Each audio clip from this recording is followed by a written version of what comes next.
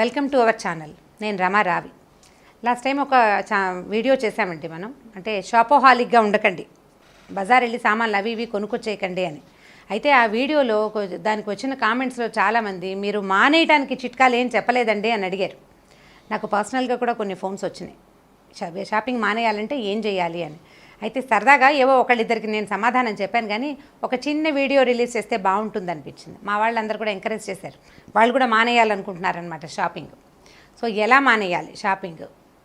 మొదట first of all hand bag తీసుకెళ్ళటం మానేయండి. బ్యాగులు తీసుకెళ్ళొద్దు. బ్యాగ్ తీసుకెళ్ళకపోతే ఆటోకి డబ్బులేలాగా, క్యాబ్కి డబ్బులేలాగా, ఇవన్నీ బోల్డ్ ప్రశ్నలు వస్తాయి కదా. భర్తలతో వెళ్ళేటప్పుడు, హస్బెండ్తో వెళ్ళేటప్పుడు మీ బ్యాగ్ తీసుకెళ్ళొద్దు. మొదటిది, మీ బ్యాగ్ తీసుకెళ్ళకూడదు. ఫ్రెండ్స్తో వెళ్ళేటప్పుడు కూడా నేను హ్యాండ్ బ్యాగ్ తేవట్లేదు, నువ్వు నీ మొత్తం బజార్ ఖర్చులన్నీ నీవే, నేనేం కొనుక్కోను అని మన హ్యాండ్ బ్యాగ్ వదిలేయటం. అప్పుడు కూడా 2 సార్లు బ్యాగ్ వదిలేసాం. మూడో విషయం, మనం విండో షాపింగ్ చేయాలనుకున్నాం అనుకోండి, ఆ రోజు క్యాబ్కి సరిపడా డబ్బుల్ని ఏ పేటీఎంలోనో తనకి పే చేసి పెట్టేసుకోవాలి. మీరు క్యాబ్లో నుంచి దిగుతారు, ఫోన్ ఉంటుంది మీ దగ్గర, క్యాబ్లో నుంచి దిగుతారు, డబ్బులు ఆటోమేటిక్గా ఆటో పే అయిపోతుంది. అలా అయ్యేటప్పుడు మీరు ఒట్టి ఫోన్ ఒక్కటే పుచ్చుకొని బజార్లో తిరగడానికి ప్రాక్టీస్ చేయండి. ఎన్ని వస్తువులు కనపడుతున్నా కూడా కొనేందుకు మన దగ్గర డబ్బులు లేకపోతే ఆటోమేటిక్గా అదుపు వచ్చేస్తుంది. మనం చూసినప్పుడు ఒక 10-12 వస్తువులు మనకు నచ్చినాయి అనుకుందాం, బజార్ అంతా తిరిగాక నెక్స్ట్ టైం కొనుక్కోవాలనుకుంటాం కదా. ఈ నెక్స్ట్ టైం కొనుక్కునేటప్పుడు ఈ 10-12 వస్తువుల్లో సగం తగ్గిపోతాయండి, ఎందుకంటే అప్పుడు ఇంకా కొన్ని యాడ్ అవుతుంటాయి, ఈ వస్తువులు పోతాయి. ఆ సారికి మనం షాపింగ్ని కంట్రోల్ చేయగలుగుతాం. ఇది మూడో చిట్కా. ఇంకా నాలుగోదండి, ఇది ద బెస్ట్ చిట్కా నా ఉద్దేశంలో. అసలు బజార్ వెళ్ళకుండా ఉండటం. వెళ్ళకూడదు.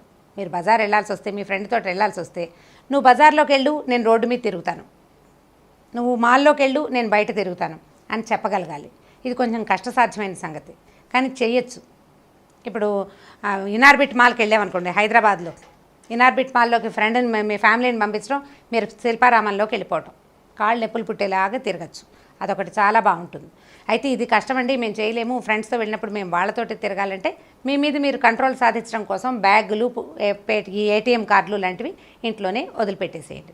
తర్వాత ఇంకొకటి ఉందండి, మొన్న ఒకరు సజెస్ట్ చేశారు కూడా, ఈ సంవత్సరం చీరలు కొనటాన్ని బాబాగారికో వెంకటేశ్వర స్వామికో వదిలిపెట్టేసేయండి. ఈ ఏడాది మొక్కు, మళ్ళీ జూన్ 31 లేదా జూన్ 1 వచ్చేదాకా నేను ఒక్క చీర కూడా కొనుక్కోను. ఎవరైనా పెడితే ఓకే, కానీ నేను కొనుక్కోను.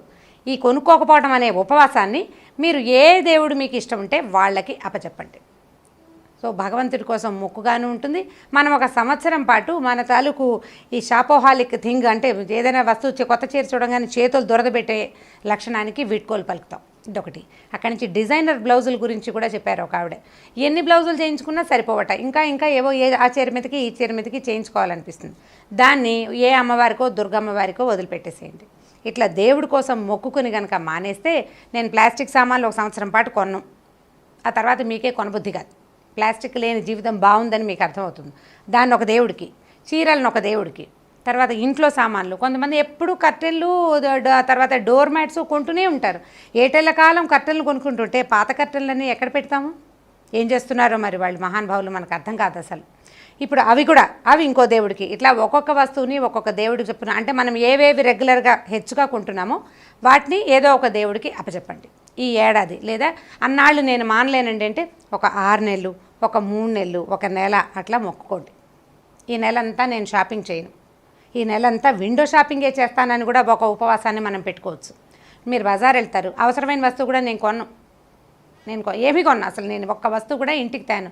నాకు కావాల్సిన సరుకుల్ని నేను లిస్ట్ అవుట్ చేసి మా వారికో పిల్లడికో ఎవరో ఒకరికి ఇచ్చి తెప్పించుకుంటాను అని దండం పెట్టుకుని చూడండి, అది కూడా ఈజీగా ఉంటుంది.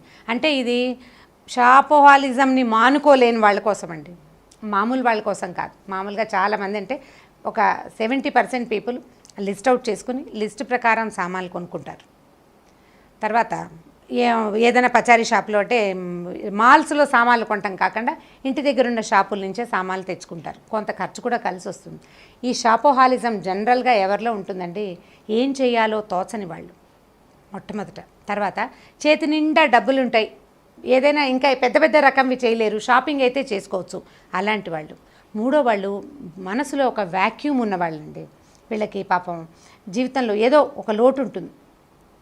హస్బెండ్స్ తోటి సరిగా కుదరకో, ఫ్యామిలీ బర్డెన్స్ ఎక్కువైపోయో, లేకపోతే ఇంట్లో సరైన వాతావరణం లేకో, సరైన ఫ్రెండ్షిప్స్ కుదరకో, షాపోహాలిజం ఏర్పడుతుంది. ఏదో ఒకటి కొంటూ ఉంటే ఒక రకమైన సాటిస్ఫాక్షన్ ఏర్పడుతుంది.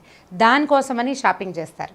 ఒకవేళ ఇలాంటి సమస్యలు కనుక ఉంటే వీటిని ఓవర్కమ్ చేయడానికి, అధిగమించడానికి ప్రయత్నం చేయండి. మనం ప్రతిసారి బ్యాగులు వదిలేసో దేవుళ్ళ పేర్లు చెప్పో మానేయక్కర్లేదండి. మన బుద్ధిని మనమే చిన్న రిపేర్ చేసుకుంటే సరిపోతుంది.